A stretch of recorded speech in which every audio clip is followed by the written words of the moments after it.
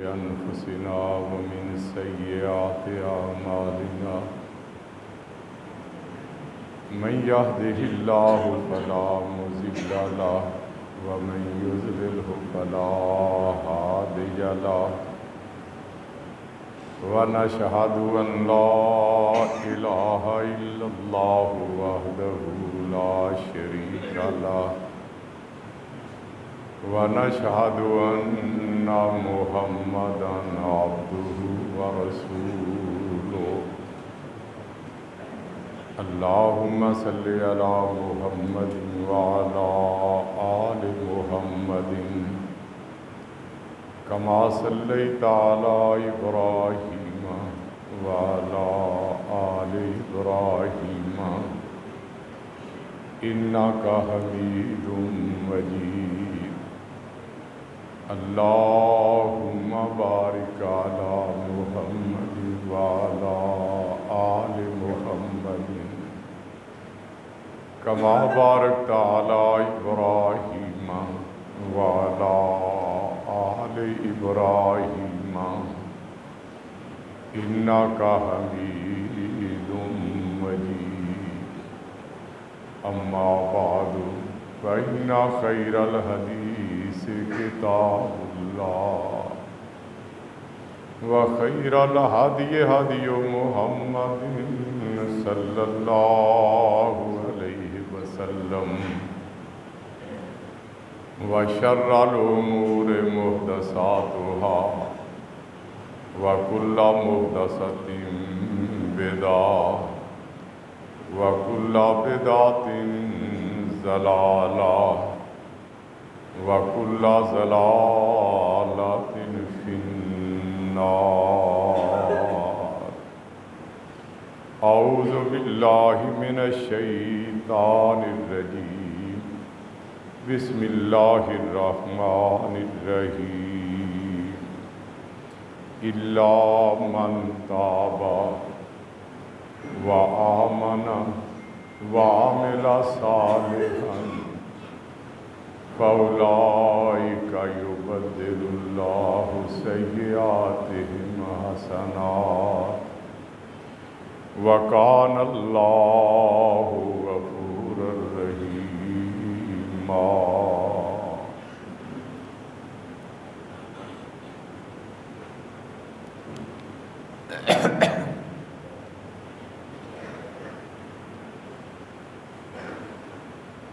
عورتوں کا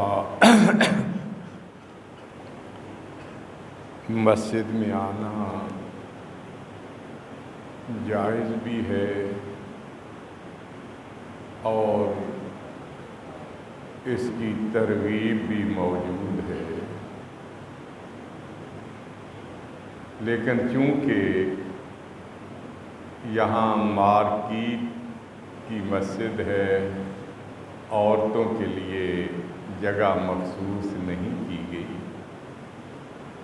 اس لیے ایک بہن یہاں بیٹھی ہوئی نظر آتی ہیں، ان کے احساسات جذبات قابل قدر ہیں۔ آئندہ کے لیے تو وہ کوشش کریں ایسی مسجد میں جائیں جہاں خواتین کا اہتمام موجود ہے، اور آج بالکل پچھلی صف میں، چونکہ زیادہ خواتین نہیں ہیں، وہ پچھلی صف میں وہ چلی جائیں۔ عہد نبی صلی اللہ علیہ وسلم میں بھی عورتیں پچھلی ہی صف میں بیٹھا کرتی تھیں۔ حمد و ثنا کے بعد رحمتوں، برکتوں، بخششوں، اللہ کی مہربانیوں اور کرم نوازیوں سے بھرپور رمضان المبارک کا مہینہ ہے۔ یہ ماہ مبارک جہاں اہل ایمان کو نیکیوں میں اضافہ کروانے کا ماحول عطا کرتا ہے، وہاں انہیں گناہوں کو بخشوانے کا موقع بھی فراہم کرتا ہے۔ گزشتہ ملاقاتوں میں زبانی، جسمانی اور مالی عبادات کے ذریعے نیکیوں میں اضافہ کروانے کا تذکرہ ہوا تھا، اور آج توبہ، استغفار، دعاؤں اور التجاؤں کے ذریعے گناہوں کو بخشوانے پر بیان ہوگا۔ اللہ تعالیٰ سے دعا ہے کہ جس طرح اس نے ہمیں یہ ماہ مبارک عطا کیا ہے، اسی طرح ہمیں اپنی نیکیوں میں اضافہ کرنے کی، تگ و دو کرنے کی سعادت بھی بخش دے، اور ہمارے گناہوں اور خطاؤں پہ سیاہی بھی پھیر دے۔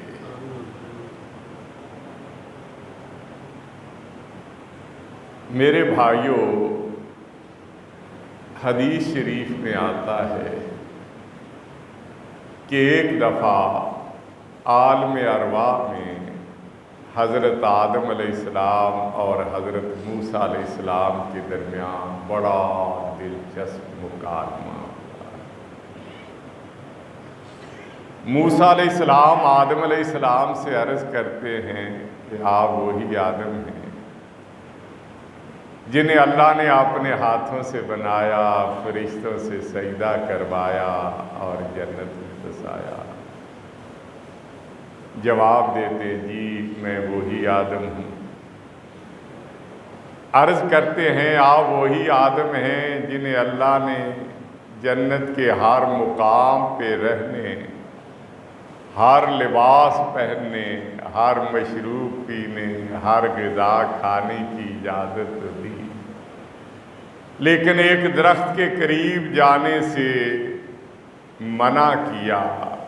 جواب دیتے، جی میں وہی آدم ہوں۔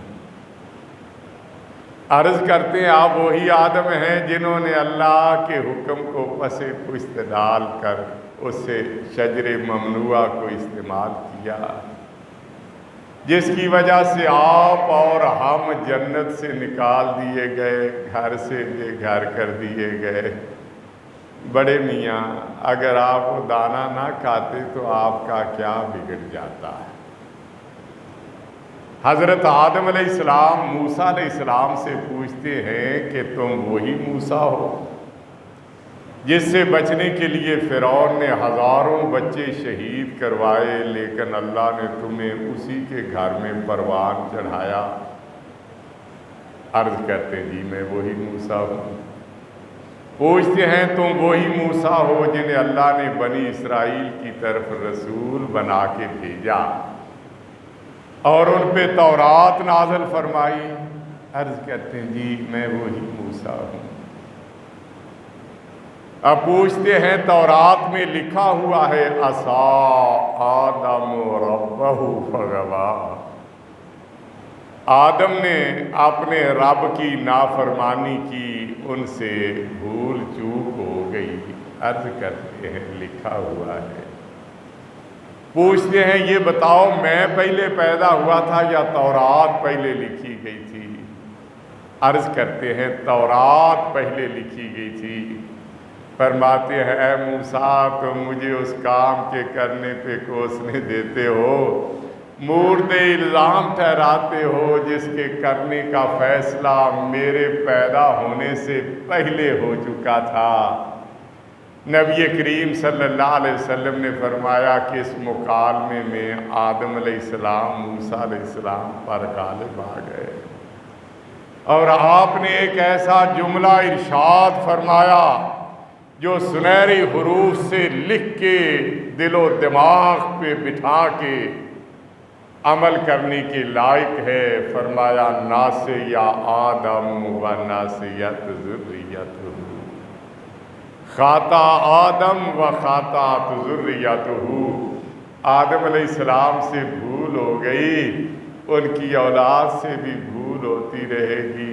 آدم علیہ السلام خطا کر بیٹھے، ان کی اولاد سے بھی خطائیں ہوتی رہیں گی۔ میرے بھائیوں، غلطی ہو جانا کوئی بڑی بات نہیں، یہ تو ہماری فطرت میں داخل ہے،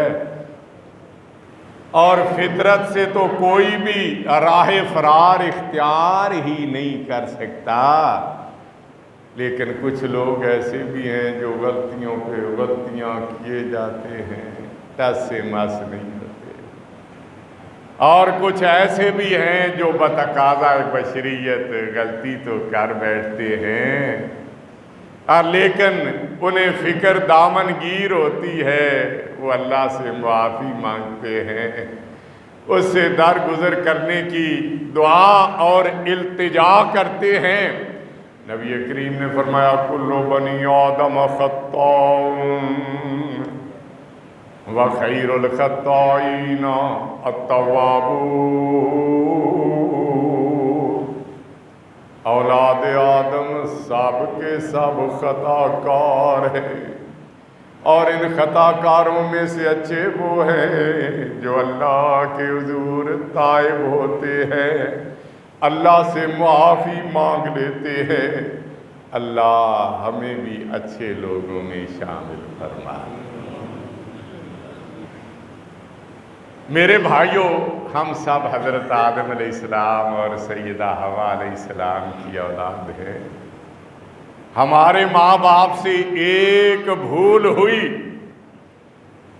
اور ایک بھول کو معاف کروانے کے لیے وہ برس ہا برس توبہ کرتے رہے، استغفار کرتے رہے، روتے رہے، گڑ گڑاتے رہے، اللہ کے حضور یہ دعا اور التجا کرتے رہے، ربنا ظلمنا انفسنا وَإِن لَّمْ تَغْفِرْ لَنَا وَتَرْحَمْنَا لَنَكُونَنَّ مِنَ الْخَاسِرِينَ۔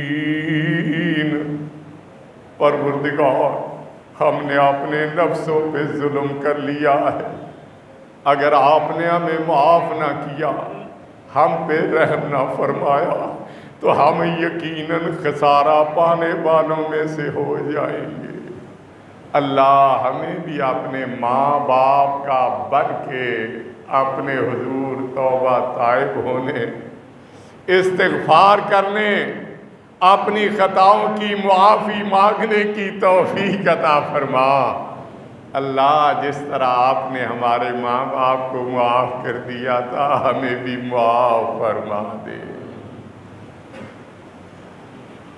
میرے بھائیوں، ہم اسلام کا نام دیتے، ایمان کا دعویٰ کرتے، محبوب کبریا سے عقیدت و محبت کا دم بھرتے ہیں، ساقی کوثر شافع محشر صلی اللہ علیہ وسلم کا امتی کہلانے میں فخر محسوس کرتے ہیں، اور جب ہم نبی کریم صلی اللہ علیہ وآلہ وسلم کی سیرت مبارکہ پہ نگاہ ڈالتے ہیں تو اللہ تعالیٰ نے آپ کو اتنی نیکیوں کا مالک بنایا ہوا تھا، اور جن کا شمار کرنے، جس کا حساب لگانے کے لیے کوئی اعلیٰ ایجاد ہی نہیں ہوا۔ اللہ نے اپنے محبوب کی نیکیوں کا ذکر کرتے ہوئے فرمایا نون والقلم وما یسطرون ما انت بنعمت ربک بمجنون وَإِنَّ لَكَ لَأَجْرًا غَيْرَ مَمْنُونٍ۔ مجھے قلم کی قسم، اور قلم کے ذریعے جو کچھ وہ لکھتے ہیں اس تحریر کی قسم، آپ اپنے رب کے فضل و کرم سے مجنون اور دیوانے نہیں۔ لوگوں کو آپ توحید کی دعوت دیتے، شرک سے خبردار کرتے، اتباع سنت کا سبق پڑھاتے، بدعات سے اجتناب برتنے کی نصیحتیں کرتے، آپ لوگوں کو صراط جحیم سے ہٹا کے الصراط مستقیم پہ گامزن ہونے کی تلقین فرماتے، جس کی وجہ سے لوگ کہتے یہ مجنون ہے، یہ دیوانہ ہے، یہ نعوذ باللہ عقل سے پیدل ہے۔ اللہ نے فرمایا ما انت بنعمت ربک بمجنون، آپ اپنے رب کے فضل و کرم سے مجنون اور دیوانے نہیں، آپ جو کام کر رہے ہیں یہ 100% صحیح ہے، اس عمل کی وجہ سے وَإِنَّ لَكَ لَأَجْرًا غَيْرَ مَمْنُونٍ، آپ کے لیے اتنا اجر و ثواب جس کا حساب کوئی نہیں، جسے کوئی شمار نہیں کر سکتا۔ نیکیاں اتنی جن کو شمار نہیں کیا جا سکتا، اور خطا اور لغزش کے نام کی کوئی چیز تو آپ کے قریب نہیں پھٹکی تھی۔ آپ کا دامن ہر خطا، ہر لغزش سے اجلا اور صاف۔ اللہ اس قرآن میں اعلان کرتے ہیں، جس قرآن کی بابت ابتدا سے سمجھا دیا گیا، الف لام میم ذالک الکتاب لا ریب فیہ، یہ کتاب لا ریب ہے، اس میں شک شبے کی گنجائش کوئی نہیں، یہ حرف بحرف سچی ہے۔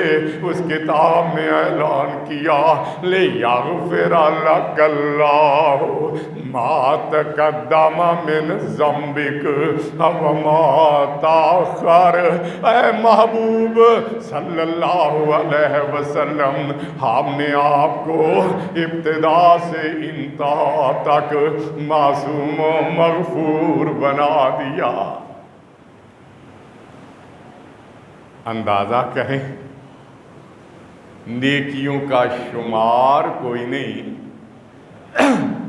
اور خطاؤں کا کئی نام و نشان نظر نہیں آتا، لیکن نہ کردہ گناہوں، نہ کردہ خطاؤں، نہ کردہ لغزشوں کی بابت فکر مند اتنے ہیں کہ اللہ سے توبہ کرتے ہوئے، استغفار کرتے ہوئے، اللہ کے حضور روتے ہوئے، گڑ گڑاتے ہوئے، دعائیں اور التجائیں کرتے ہوئے، معافیاں مانگتے ہوئے، اگر دن میں 70 اور 100 بار اللہ کے حضور اس کیفیت سے گزرتے ہیں، تو راتوں کی کیفیت یہ ہوتی ہے، اللہ کے حضور معافیاں مانگتے ہوئے، دعائیں اور التجائیں کرتے ہوئے، روتے ہوئے، اشک بار ہوتے ہوئے،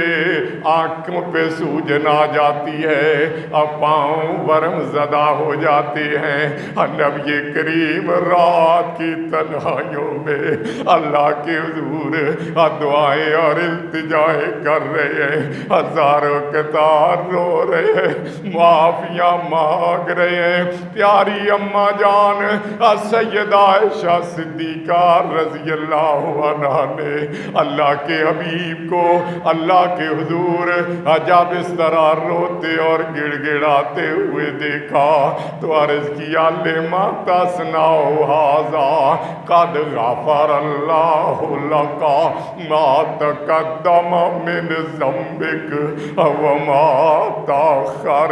اللہ نے آپ کو ابتدا سے انتہا تک معصوم و مغفور بنایا، پھر اس قدر روتے کیوں ہیں، اسباط کیوں بہاتے ہیں، دعائیں اور التجائیں کیوں کرتے ہیں، اس قدر محنت میں کیوں مگن رہتے ہیں؟ فرمایا عائشہ افلا اکون عبدا شکورا، اے عائشہ میں اللہ کا شکر گزار بندہ نہ بنوں؟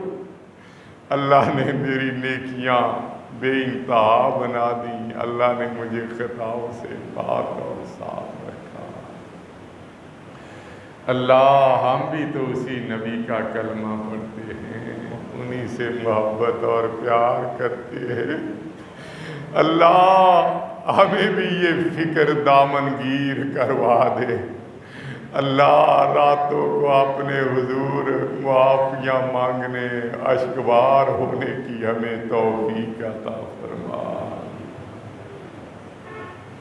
میرے بھائیوں، ہم مانے یا نہ مانے، ہم سب گنہگار ہیں، خطا کار ہیں، سیاہکار ہیں۔ میں آپ کو بڑا پارسا نظر آتا ہوں، اندر سے میری کیا کیفیت ہے میں جانتا ہوں یا میرا رب جانتا ہے۔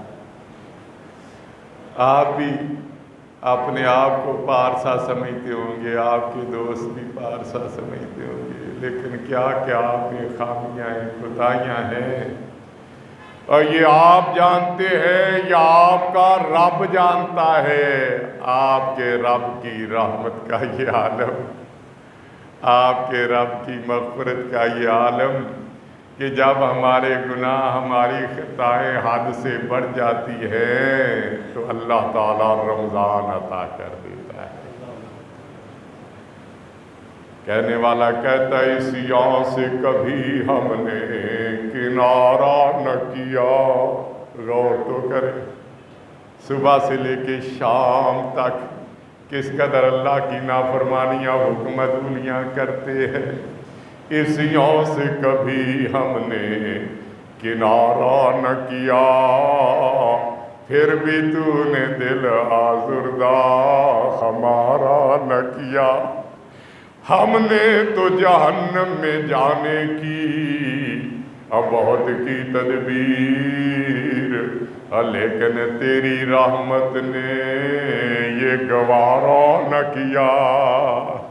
جب گناہ بڑھ جاتے ہیں اللہ بخشوانے کا موقع فراہم کرنے کے لیے رمضان عطا کر دیتا ہے۔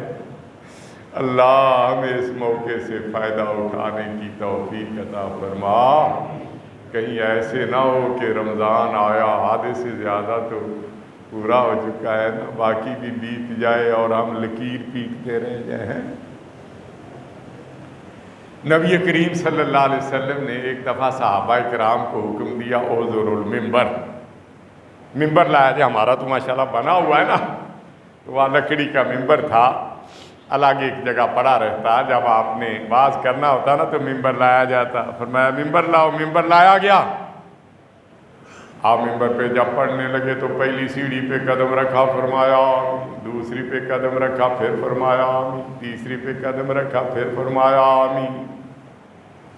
صحابہ کرام رضوان اللہ علیہم اجمعین نے تعجب کرتے ہوئے عرض کیا اللہ کے رسول ہے، پہلے بھی ہم نے آپ کو ممبر پہ چڑھتے ہوئے دیکھا، لیکن اس طرح پہلے آپ کا عمل ہمیں دیکھنے کا موقع نہیں ملا، آج وجہ کیا تھی؟ فرمایا جب میں ممبر کی طرف جا رہا تھا سید الملائکہ جبرائیل علیہ السلام میرے ساتھ تھے، جب پہلی سیڑھی پہ میں نے قدم رکھا تو جبرائیل نے کہا بودن لمن ادرک رمضان فلم یغفر لہ، جس کی زندگی میں رمضان المبارک کا مہینہ آیا اور وہ اپنے گناہوں کو بخشوا نہ سکا، وہ تباہی اور بربادی کا حقدار ہے۔ فقلت آمین، میں نے اس پہ آمین کہا۔ جب میں نے دوسری سیڑھی پہ قدم رکھا جبرائیل کہتے بودن لمن ذکرت عندہ فلم یصلی علیک، جس کے سامنے آپ کا نام نامی اس میں گرامی لیا گیا، آپ کا ذکر خیر کیا گیا، اس نے محبت پیار عقیدت اور احترام کے جذبے سے سرشار ہو کے درود نہ پڑھا صلی اللہ علیہ وسلم نہ کہا، تباہی اور بربادی اس کا مقدر ہو گئی۔ تو میں نے اس پہ بھی آمین کہا۔ جب میں نے تیسری سیڑھی پہ قدم رکھا تو جبرائیل کہتے ہیں بودن لمن ادرک بواہ الکبر عندہ او کلاہما فلم یدخلاہل الجنہ، آج اس کی زندگی میں اس کے ماں باپ بوڑھے ہو گئے یا ان میں سے کوئی ایک بڑھاپے کو پہنچا اور اس کے ہاتھ میں جنت کی چابی آ گئی، ماں باپ کی خدمت کر کے، ماں باپ کی دعائیں لے کے، اب وہ اپنے آپ کو جنت کا حقدار نہ بنا سکا اور اس کا مقدر تباہی اور بربادی ہے۔ میں نے اس پہ بھی آمین کہی، اندازہ تو کریں۔ اور رمضان میں جو اللہ نے موقع عطا کیا ہے، اس سے فائدہ نہ اٹھانے والوں کے لیے سید الملائکہ اور روح الامین نے بد دعا کی ہے، اور سید البشر رحمت للعالمین صلی اللہ علیہ وآلہ وسلم نے اس پہ آمین کہی ہے۔ تو کوشش کیجئے میرے بھائیوں کہ ہم رمضان سے فائدہ اٹھا لیں، وقت بڑا قیمتی ہے، اور نیکیوں میں اضافے کی تگ و دو کے ساتھ ساتھ اپنے گناہوں کو بخشوانے کی تدبیر اور جد و جہد بھی کرنے والے بن جائیں۔ رات کی تنہائیاں ہونا، کوئی نہ دیکھ رہا، ایک طرف گنہگار انسان ہو، دوسری طرف بخشنہار رحمان ہو، اور رات کی تنہائیوں میں اللہ کے سامنے آ جائے، اللہ کے سامنے روتے ہوئے، گڑ گڑاتے ہوئے، دعائیں اور التجائیں کرتے ہوئے، اپنی آنکھوں میں نمی کو سجاتے ہوئے یہ التجا کرے، پروردگار فلاں وقت مجھ سے یہ غلطی سرزد ہوئی تھی، اور کوئی دیکھنے والی آنکھ نہیں تھی، کوئی سننے والا کان نہیں تھا، لیکن اللہ آپ تو علیم و خبیر ہے، علی کل شیء قدیر ہے، علیم بذات الصدور ہے، اللہ دلوں کے رازوں سے بھی آگاہ، آپ کی نگاہ سے تو کچھ اوجھل نہیں۔ اللہ مجھے ڈر لگتا ہے اگر میں دنیا سے رخصت ہو گیا اور وہ گناہ میرے نامہ اعمال میں اسی طرح لکھا ہوا رہ گیا، کل تیرے سامنے کون سا منہ لے کے پیش ہوگا؟ اللہ میں تیرا گنہگار بندہ ہوں اور تو میرا بخشنہار رب ہے، اللہ غلطی کرنا میری فطرت میں اور بخش دینا اور تیری عادت میں ہے، اللہ میری غلطی معاف کر دے۔ بار بار اپنی غلطیاں دہراتے جائے، ساتھ ساتھ دو آنسو بہاتے جائے۔ جب کوئی بندہ نادم اور پشیمان ہوتا ہے، اس کی آنکھوں میں اللہ کے خوف کی وجہ سے آنسو منڈاتے ہیں، اور اسے دیکھ کے اللہ کی رحمت جوش میں آتی ہے۔ اللہ فرماتے ہیں ان آنکھوں پر اور جس وجود میں یہ آنکھیں ہیں، میں نے جہنم کی آگ کو حرام کر دیا ہے۔ اللہ ہم پہ بھی جہنم کی آگ کو حرام کر دے۔ میرے بھائیوں، ہمارا رب بڑا رحیم ہے، بڑا کریم ہے، اب وہ تو خود اعلان کروا رہا ہے، قُلْ يَا عِبَادِيَ الَّذِينَ أَسْرَفُوا عَلَىٰ أَنفُسِهِمْ لَا تَقْنَطُوا مِن رَحْمَتِ اللَّهِ۔ اے میرے حبیب صلی اللہ علیہ وسلم، میرے بندوں میں، اپنی امتیوں میں یہ منادی کروا دے، اور تمہارا رب یہ کہتا ہے، یا عبادی الذین اسرفوا علی انفسہم، اے میرے بندو جنہوں نے اپنے آپ پہ ظلم کر لیا ہے، لا تقنطوا من رحمت اللہ، اللہ کی رحمت سے مایوس اور نا امید نہ ہونا۔ ہو سکتا ہے تمہارے گناہوں کی وجہ سے، تمہاری خطاؤں کی وجہ سے، تمہاری لغش اور سیاکاریوں کی وجہ سے، تمہارے جرائم اور حکم عدولیوں کی وجہ سے لوگ تم سے نفرت کرتے ہوں اور تمہیں دیکھ کے رخ پھیر لیتے ہوں اور تم پہ آوازیں کستے ہوں، اور یہ چور جا رہا ہے، اور یہ ڈاکو جا رہا ہے، اور یہ زانی جا رہا ہے، یہ شرابی جا رہا ہے، اور یہ راشی جا رہا ہے، اور یہ جواری جا رہا ہے۔ فرمایا جب تم میری طرف آؤ گے اور میں تمہیں تمہارے عیوب نہیں گنواؤں گا بلکہ اپنی آغوش رحمت میں سمیٹ لوں گا۔ اللہ نے بھی اپنی آغوش رحمت میں سمیٹ لے۔ اللہ، زندگی بیت گئی،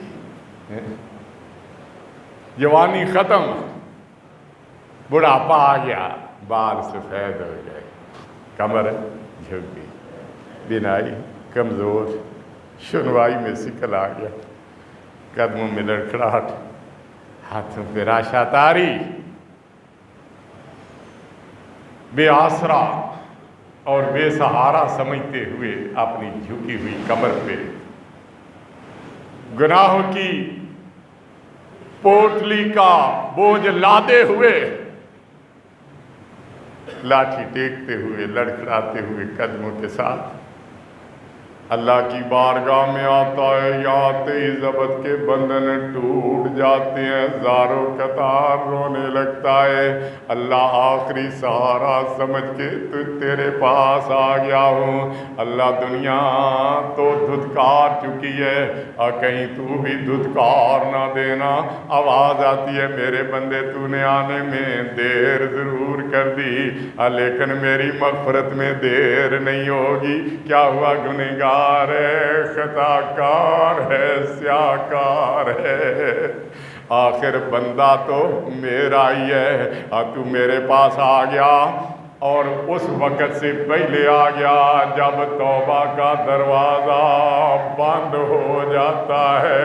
اب بے شک بوڑھا ہو گیا، کمزور ہو گیا، لیکن ابھی تیرے لیے میری طرف سے توبہ کا دروازہ تو بند نہیں ہوا۔ توبہ کا دروازہ اس وقت بند ہوتا ہے جب غرغرے کی کیفیت طاری ہو جاتی ہے، جب نزا کا عالم آ جاتا ہے، جب عزیز و اقارب، دوست، احباب، بیوی، بچے ارد گرد اکٹھے ہو کے غمزدہ اور پریشان ہو جاتے ہیں اور ان کی آنکھوں میں آنسو آ جاتے ہیں۔ اور فرمایا بے شک بوڑھا ہو گیا، کمزور ہو گیا، دیر کر دی، لیکن ابھی توبہ کا دروازہ بند تو نہیں ہوا، اور تو میری بارگاہ میں آ گیا ہے، اور تو نے میرے حضور توبہ کر لی ہے، معافی مانگ لی ہے، جا میں نے تیری زندگی کے گناہ معاف کر دیے ہیں۔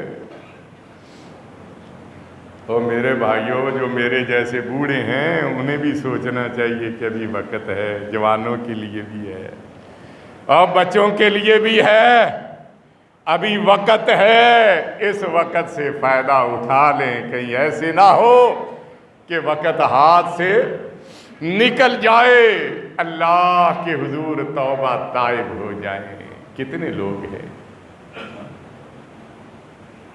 جو اللہ، جس اللہ نے پیدا کیا، جس اللہ نے اسباب زندگی مہیا کیے، جو اللہ قدم قدم پہ حفاظت کرتا ہے، رزق بھی دیتا ہے، حاجات بھی پوری کرتا ہے، مشکلیں بھی حل کرتا ہے، اور جس نے زندہ رہنے کا موقع فراہم کیا ہوا ہے، اور اس رب کے ساتھ غیروں کو شریک کر کے اس کی غیرت کو چیلنج کرتے،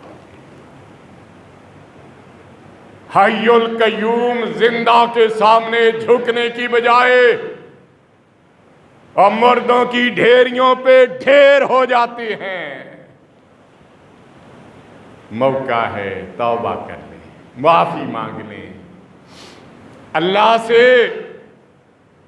یہ عہد کر لے اللہ ماضی میں جو ہوا وہ تو ہو گیا، اب گردن کٹ جائے گی لیکن تیرے سوا کسی اور کے سامنے جھکنے کے لیے تیار نہیں ہوگی۔ عبادت صرف اللہ کا حق ہے، کسی اور کا حق نہیں ہے۔ کتنے ہی لوگ ہیں جو کلمہ تو حضرت محمد مصطفیٰ احمد مجتبیٰ صلی اللہ علیہ وسلم کا پڑھتے ہیں، لیکن عمومی زندگی کے معاملات میں نبی کریم کی بجائے کسی اور بڑے کی پیروی کرتے ہیں۔ جی وہ بڑے بزرگ نے جو کہا نا میں نے تو وہی کرنا ہے۔ کتنی بڑی جسارت، کتنی بڑی گستاخی، کلمہ اس کا پڑھ لیتا نا، کس کو دھوکہ دے رہا ہے؟ اور نبی کریم صلی اللہ علیہ وآلہ وسلم سے غداری، بے وفائی۔ اور میرے بھائیوں، اللہ سے توبہ کرے، اللہ تو نے ہمیں اتنا عظیم محبوب عطا کیا جس کے دامن پہ کوئی خطا کا دھبا نہیں، باقی تو سارے ہی گنہگار ہیں، کون پارسا ہے؟ اللہ میں نے ماضی میں تو کچھ غلطیاں کی، لیکن آج میں عہد کرتا ہوں اللہ باقی زندگی جس طرح تیری عبادت کروں گا اسی طرح تیرے حبیب کی اطاعت کرتے ہوئے بھی گزار دوں گا۔ میرے بھائیوں، کتنے لوگ ہیں جو اپنے محسنوں، اپنے ماں باپ کی قدر نہیں کرتے، ان کا دل دکھاتے ہیں۔ وہ ماں باپ جو اللہ کے بعد سب سے بڑے محسن، ماں وہ ہستی 9 ماہ تک جس نے پیٹ میں بوجھ اٹھائے رکھا، زندگی اور موت کی کیفیت سے دوچار ہو کے جنم دیا، 2 سال تک اپنی چھاتی سے لگا کے دودھ پلاتی رہی، باپ کولو کے بیل کی طرح بہتر مستقبل کے لیے تگ و دو کرتا رہا۔ بچپن کے وقت میں جب بچہ بیمار ہوتا ہے ماں باپ پریشان ہوتے ہیں، تکلیف بچے کو ہوتی ہے، ٹیسے ماں باپ محسوس کرتے ہیں، پریشان وہ ہوتا ہے، جان ماں باپ کی نکلنے لگتی ہے، اور جب تو کمزور تھا وہ تیرا سہارا بنے رہے، اب تو جوان ہو گیا وہ کمزور ہو گئے، تو نے اپنی آنکھیں ماتھے پہ رکھ لی، اور تیری آنکھوں میں غیرت کا پانی ختم ہو گیا، ماں باپ کا دل دکھاتا ہے، اور یہ نہیں سوچتا کہ اگر ماں باپ ناراض ہوئے تو عرش والا رب بھی تو ناراض ہو جائے گا۔ میرے بھائیوں، ماں باپ کی شان میں کوئی گستاخیاں ہوئی ہیں، دل آزاریاں ہوئی ہیں، معافی مانگ لے، موقع ہے۔ بیوی اور شوہر کا رشتہ کتنا مقدس ہے، اللہ نے لباس قرار دیا، ہننا لباس لکم وانتم لباس لہن، وہ تمہارے شریک سفر ہی نہیں، شریک حیات ہی نہیں، بلکہ تمہارا لباس ہے۔ لباس کس لیے ہوتا ہے؟ تاکہ ایک دوسرے کے جسم کے عیوب کو چھپائے اور خوبصورتی کو اجاگر کرے۔ کتنے لوگ ہیں جو بیویوں پہ ظلم کرتے ہیں، خیال نہیں کرتے کہ وہ اپنے ماں باپ بہن بھائیوں سب کو چھوڑ کے گھر کو آباد کرنے کے لیے آئی ہوئی ہے، تو بے قدری کرتا ہے ظالم۔ شوہر اتنی خدمت کرتا ہے، سب کچھ لا کے اپنے گھر میں دیتا ہے، اس کی قدر نہیں کرتی نادان خاتون۔ وقت ہے، ماضی میں جو ہوا وہ ہو گیا، آئندہ کے لیے عہد کرے، اللہ سے توبہ بھی کرے۔ بہن بھائیوں کا رشتہ کتنا مقدس ہے، کتنا محترم ہے، اکثر لوگ قدر نہیں کرتے ہیں۔ عزیز و اقارب، دوست احباب، رشتہ داریاں، اللہ نے یہ رشتے بنائے ہیں، اس لیے بنائے ہیں تاکہ ہم ان رشتوں کو نبھا کے دکھائیں۔ آج ہماری کیفیت کیا، معمولی بات ہوتی ہے نا ایسا منہ سجا لیتے ہیں، ساری زندگی بات کرنے کے لیے تیار نہیں، میں تو تیرے ساتھ بات نہیں کروں گا، تو رشتہ داری سے منہ موڑے گا، اللہ کی رحمت تو اسے منہ موڑ دے گی۔ نبی کریم نے فرمایا من احب ان یبسط لہ فی رزقہ وینسأ لہ فی اثرہ، جو چاہتا ہے اس کے رزق میں اضافہ ہو، اس کی عمر میں برکت ہو، اس کو چاہیے رشتہ داریوں کا پاس اور لحاظ رکھے، معافی مانگے ان سے۔ مسلمانوں کا رشتہ بھی تو بڑا گہرا ہے نا یار، مسلمانوں سے 3 دن سے زیادہ قطع تعلقی جائز نہیں ہوتی۔ یہ سب جرائم ہیں جن کو ہم سمجھتے ہی نہیں ہیں۔ خواب غفلت سے بیدار ہو جائیں، رمضان آیا ہے، اللہ کے حضور تائب ہو جائیں، استغفار کریں، معافیاں مانگیں، دعائیں اور التجائیں کر کے اللہ سے درخواست کریں اللہ ماضی کی غلطیاں معاف فرما دے، آئندہ آپ کے احکام پہ عمل پیرا رہیں گے۔ خاص کر کے یہ وراثت کا معاملہ بڑا گمبھیر ہوتا ہے جی، بڑا گمبھیر ہوتا ہے۔ جب کوئی فوت ہو جاتا ہے نا، گھر گھر میں دیکھو ہر آدمی جو ہے نا نمازی پرہیزگار بھی ہوگا، لیکن اس حوالے سے فرعون بنا ہوا نظر ہے، وراثت تقسیم نہیں کرنی ہے۔ او بھائی مال کسی کا، تو کیوں خام خواہ جو ہے بس پہ آ کے رکاوٹ بنا ہوا ہے؟ اتنا نہیں سوچتا کہ جس کا مال ہے وہ نہیں رہا تو کیا تو ہمیشہ رہے گا؟ اور جب وہ چھوڑ کے چلا گیا تو نے بھی تو جانا ہے، کیوں اپنے لیے وبال عدالتوں میں چکر؟ زندگیاں بیت جاتی ہیں لیکن وراثت کے معاملات ادا ہی نہیں ہوتے۔ بڑے بڑے پارسا لوگ بھی اس جرم میں شریک ہیں۔ اللہ نے قرآن میں وراثت کے احکام بیان کرتے ہوئے فرمایا تلک حدود اللہ ومن یطع اللہ ورسولہ یدخل جنات تجری من تحتها الانہار خالدین فیہا وذالک الفوز العظیم۔ یہ اللہ کی حدیں ہیں، جس نے اللہ اور اس کے رسول کی اطاعت کی، حدوں پہ عمل پیرا ہو گیا، اللہ اسے ایسی جنتوں میں داخل کرے گا جس کے نیچے نہریں بہہ رہی ہوں گی، خالدین فیہا، جن میں وہ ہمیشہ رہیں گے۔ یہ بہت بڑی کامیابی ہے، ایک طرف کامیابی اور دوسری طرف ناکامی۔ وَمَن یعص اللَّهَ وَرَسُولَهُ وَیَتَعَدَّ حُدُودَهُ یُدْخِلْهُ نَارًا خَالِدًا فِیہا وَلَهُ عَذَابٌ مُہِینٌ۔ جس نے اللہ اور اس کے رسول کی نافرمانی کی، اس کی حدوں کو پائمال کیا، اللہ اسے ایسی آگ میں داخل کرے گا جس میں وہ ہمیشہ رہے گا، اور اس کے لیے رسوا کرنے والا عذاب ہے۔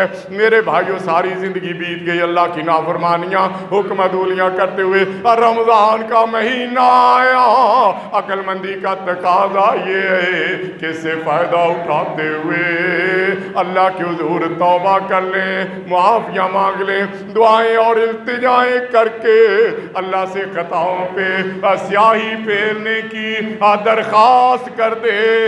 ساری زندگی بیت گئی، اللہ کی بارگاہ میں آیا، فرمایا تو نے آنے میں دیر کر دی لیکن میری بخشش میں دیر نہیں ہوگی۔ حیران ہو گیا، پروردگار تو ایسا رحیم ہے، ایسا کریم ہے، یہ تو میرے وہم و گمان میں بھی نہیں تھا۔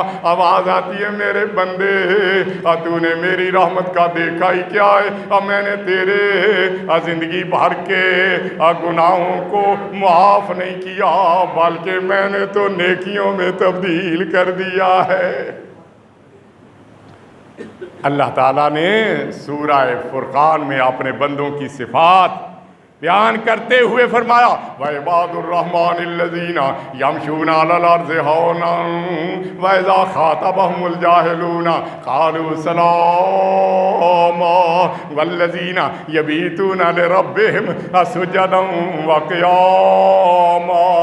والذین یقولون ربنا اصرف عنا عذاب جہنم ان عذابها کان غراما انہا ساعت مستقرا و مقاما۔ رحمان کے بندے وہ ہے جو زمین پہ آہستہ سے چلتے ہیں، جب جاہل لوگ ان سے مخاطب ہوتے ہیں تو انہیں سلام کہہ دیتے ہیں، جن کی راتیں خواب غفلت میں سوتے ہوئے نہیں گزرتی بلکہ تتجافی جنوبہم عن المضاجع،